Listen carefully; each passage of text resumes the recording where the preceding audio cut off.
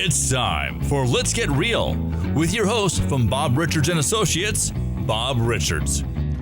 Well, hello, Mr. Bob Richards. Michael, good to be with you once again. Good to see you. Hey, do you know what time it is? I don't know what time it is. It's time for Let's Get Real. Hey, I like that time. That's what the man just said. It is. Yeah. Hey, it's great to get started here. It is good to get started. I understand today that you have got some amazing information on a topic called Ernest Money. Now, you're going to have to help me with this because I do not know what earnest money is. When I first saw this, I thought, is this like one of those Ernest movies like Ernest Saves Halloween? And earnest money is what Ernest used to buy a house?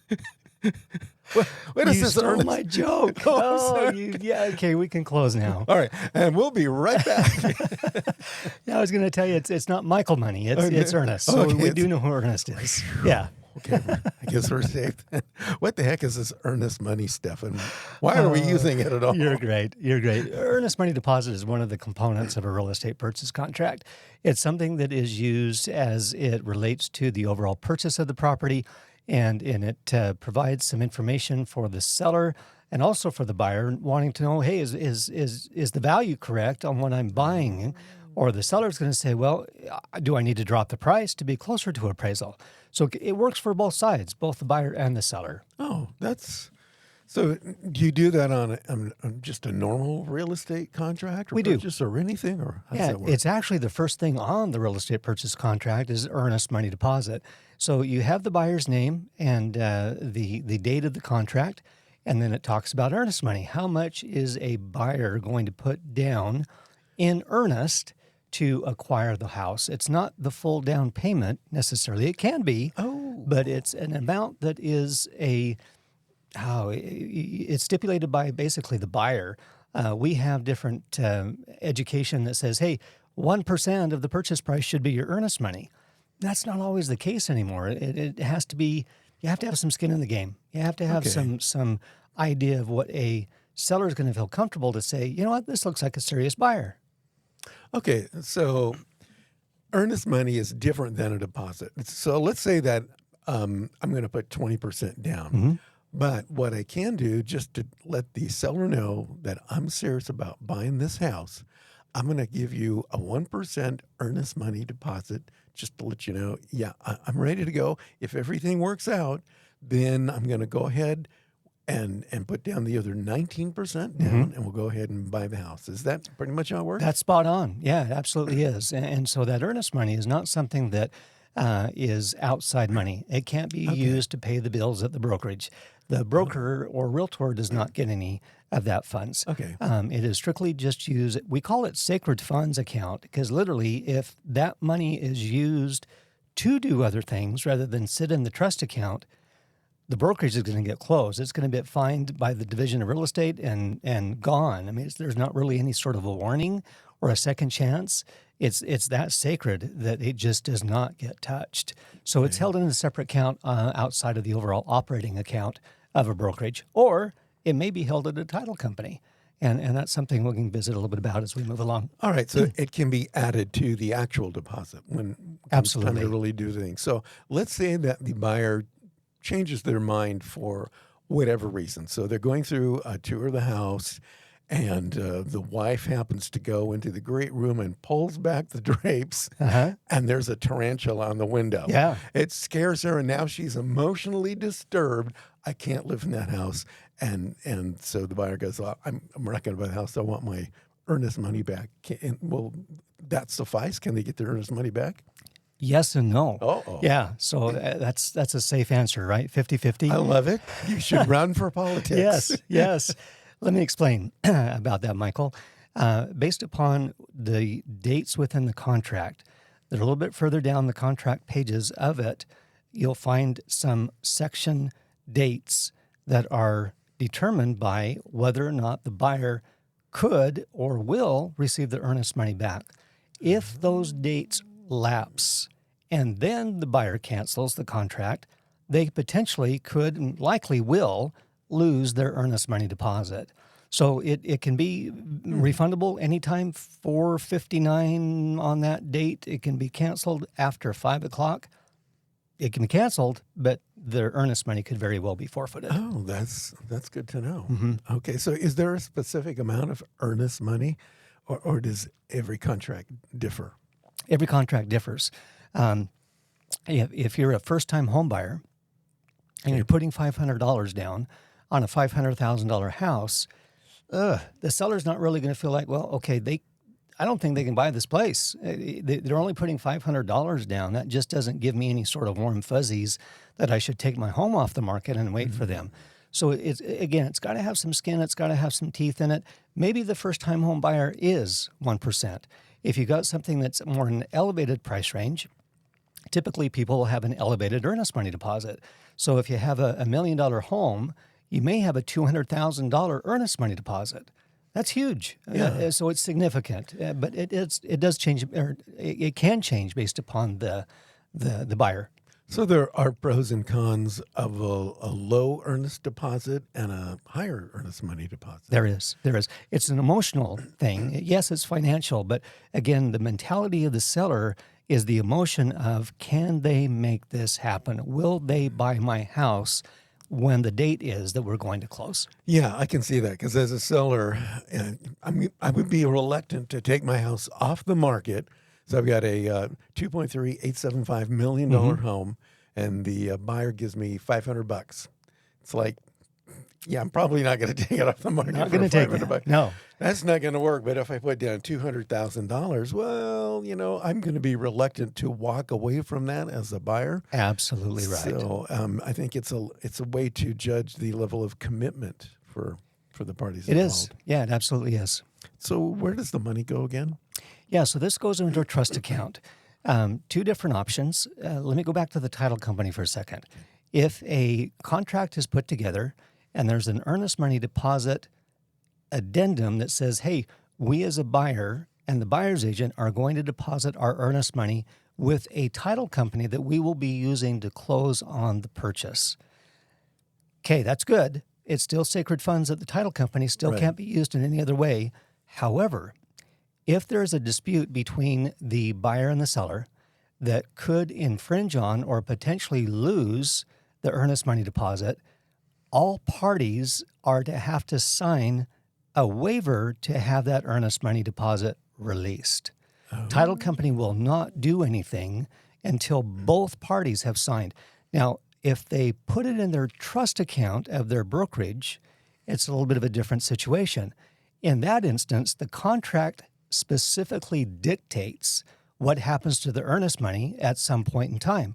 So it does say, it will be released with to so-and-so without the necessity of a signature or document of the other party. Oh. So it's based totally on that. Now, the title company is a third party. That's why they're saying we need both buyer and seller to sign off, or else we're not going to release it. Yeah, that makes sense. Being an old title guy myself. Yeah, in the that's right. olden days, it's like you just can't march into the title office and say, I've decided not to buy that house, so I want my earnest money back. But you don't need to let the seller know. They're on vacation. Yeah, that's where they are. They're okay with it. Yeah, they're okay. I talked to him. Dave, is that? Yeah, it's okay. Yeah. Yes, I can see you've got to have both parties sign off on that thing. Yes. So it's definitely not used to pay any other expenses. Not at It's all. Just goes to the down payment of the house. Correct. And you don't get a cut. Nope. The maid doesn't get a cut. Nope. Nobody. The house cleaner House doesn't cleaner, get a cut. window cleaner, nobody. Nobody gets a cut. Nobody. And where it goes, Michael, is that as we get towards closing, the title company will receive the wire from the brokerage of that earnest money deposit. So it is 100% applied towards the purchase price every single dime, unless the contract states otherwise. But for the majority of the time, 90% of the time, that earnest money is wired to the title company, and then we close the transaction. Okay. If the title company already has it, obviously, then it's still going to be applied. So the only way that the buyer could lose the earnest money deposit is that if there's a condition in the contract that says if you don't do it by this day and this time, then you're out, and the seller keeps the money. Correct. Two main dates: due diligence deadline. That's your home inspection, HOA, mold inspection, roof inspection, general home inspection. That is your due diligence deadline date. If you cancel, again, 5 o'clock on that due diligence deadline, you potentially forfeit that earnest money. The other deadline, finance and appraisal. This is also obviously very much an issue, because if the house doesn't qualify, and if the appraisal doesn't qualify, and the buyer doesn't qualify, well, then you absolutely want to cancel before that date. Yeah. If an appraisal comes in low and you can't come to an agreement otherwise, then you got to cancel and get out of that before your deadline is up. So there's two very important dates that aren't extended unless all parties agree. But you just don't think, oh, it's 5:05. They'll be okay with that. Nope, it's 5 o'clock. So what would happen if the house didn't qualify after the date? But no, that's never happened. Never. Everything always goes Oh, perfect. my In goodness. a real estate transaction, nothing ever goes wrong. Nothing. No. Nothing. No, and that's a very good point, Michael, is that sometimes, and quite often, the appraisal's kind of ordered into the contract for a little while. So days go by, weeks maybe go by, before the appraiser actually shows up at the house. Now, that very well could be past that finance and appraisal deadline. They do know when that deadline is. These appraisers know. They get a copy of that information or that specific date. So they understand when they need to get that done. But still, like you say, things happen. And with things happening, that could very well mean that it's done after that finance and appraisal deadline. Wow. So now the buyer has issue with the appraiser saying, hey, I forfeited my earnest money because you got there so late. So there's a lot of coordination, a lot of dominoes that are in process of this to make this all happen. Okay, so now I have a really good hypothetical question. Uh-huh. So I've listed my $2 million house with you. You brought me a buyer who's put down $200,000 earnest money deposit. And for some reason, they default, they missed the date or whatever. So I'm going to get that $200,000, right? Right. So is that tax-free money to me? It's actually a gain, but that's a very good question. So it's considered as ordinary income. Oh, okay. So you would have the potential of paying a capital gains tax on that, depending upon your tax bracket, depending upon the other assets that you have, the amount of wives and child support that you are currently paying for. I'm just kidding, folks. But anyway, yeah. So that would be considered as ordinary income. Okay, so it's basically tax. It can be taxable. That's correct. Depending upon a variety of factors. Yes. So what determines where the earning money goes in case of a default? Great question. And this is found within the purchase contract. There's a seller default and a buyer default. If the buyer defaults, we pretty much mentioned where that's going is likely in the seller's pocket. If the seller defaults, let's think of what that might entail. That could be a seller that says, you know what, I don't want to sell anymore. I just want to stay here and deal's off. I want out. That's one reason. Uh-huh. Another one could be a life event of some sort. Also to ask or require them to stay. That could be death of a spouse, job loss, change of job, health issues, new knees, new hips that are needed, whatever that might be. There's a variety of different things that could have a seller be in default. Let's see maybe down the road that seller is found to be incompetent to sign a contract. That's a good point. That's another one that could come into play. Anyway, if whatever that might be, here's the rule. The rule is earnest money deposit is returned to the buyer. No questions asked. Right. Now, as a seller default, the default of the seller means they pay the buyer the sum equal to the earnest money deposit as damages. So if the buyer put down a $5,000 earnest money, the seller changes their mind, don't want to sell. Buyer says, okay, here's my earnest money coming back. And by the way, seller, where's my $5,000 from you? So we want to make it kind of hurt. So again, if you're putting down a $500 earnest money and the seller defaults, you get $500 from the seller and your original earnest money deposit. If it's a $200,000 earnest money deposit, guess what? It could it is $400,000 that would be returned. $200,000 the initial deposit and $200,000 because the seller defaulted. Oh my gosh, I had no idea. That sounds like a great way to make a living. You just get Kidding. Get the guys to default on their earnest money deposit. Now I've doubled my money. That's better than Vegas. It is. It is. And let's talk just about time zones for a second. So let's say we're working with somebody in Europe, Afghanistan, other areas that are in totally different time zones, let alone different days. Well, all of that is based on the day and time in Utah. So it's not mountain time in Afghanistan. It's mountain time in Utah. So it may be 10, 12, 15 hours ahead of us, but we're still 4 o'clock here. Okay. They still have that hour in which to respond in some way or cancel or just, hey, we're moving forward. Let's go. Wow. Well, Mr. Bob, you've been a wealth of earnest money information today. I appreciate it. Thanks. But I understand you have a really cool house you want to share with us. I do. If you don't mind for a couple of seconds, folks, and Michael, my goodness sakes, I have this house listed for out in Ivins. This is, as you can see, right at the base of Red Mountain. Behind this house is a large envelope that is a desert tortoise and reserve property, meaning can't build behind it because you've got an endangered species that says, hey, I was here first. Yeah. I get to stay and nobody can interrupt my dens and my family and me going out for a 10-minute walk that lasts about 5 steps.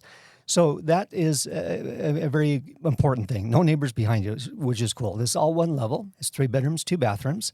Has a 3-car garage, and then to the right of the garage is a gated RV parking area that's quite deep, about 60 feet deep.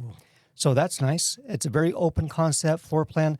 The kitchen picture that we have here, you can see some awesome views from the sink. I would actually do the dishes if I lived here. Yeah, that's beautiful. In fact, look, I think I see a tortoise out there over by that cactus. Oh, yeah. You never know. There's a large great room, so the great room's open to the kitchen. The great room has picturesque windows as well. Really, from every room, there is a view. And a spectacular view at that. Yeah. It's not a view of the garbage cans or the light post. It really says this resonates with Southern Utah. That's really the crown jewel of our area. Yeah. Snow Canyon, Red Mountain, Tuacahn area. The lights and the mountains change depending upon the light and the time of day. Every 10 minutes, there's a different view. It's spectacular. It is. It's beautiful out there. I really love it. So, Bob, if somebody would like to have more information on this house, how can they get in contact with you? Thanks, Michael. So I'm at Berkshire Hathaway Real Estate, folks. We're located downtown St. George, just right on the corner of St. George Boulevard and Main Street. And great location to be able to get anybody on a reasonable period of time. BuyUtah.com is my website. That's BUYUTAH.com. My cell phone number, 435-703-UTAH. That's 435-703-8824. It's great to text, great to call, either one. And bob@buyutah.com is my email address. So you've got a lot of ways to reach me, and certainly by phone and text are optimum. That way I can respond rather quickly and get back with folks. And love to work with buyers, love to work with sellers, whatever that might look like, whatever I can do to help the listener and their friends and people. I would hope that they would know, like, and trust me, and would certainly love to earn their business. Perfect. Well, Bob, thanks. This has been enlightening today. I learned all about Ernest Money. And I want to remind everybody that Bob and I will be back again real soon with another edition of Let's Get Real. This has been Let's Get Real with Bob Richards from Bob Richards & Associates.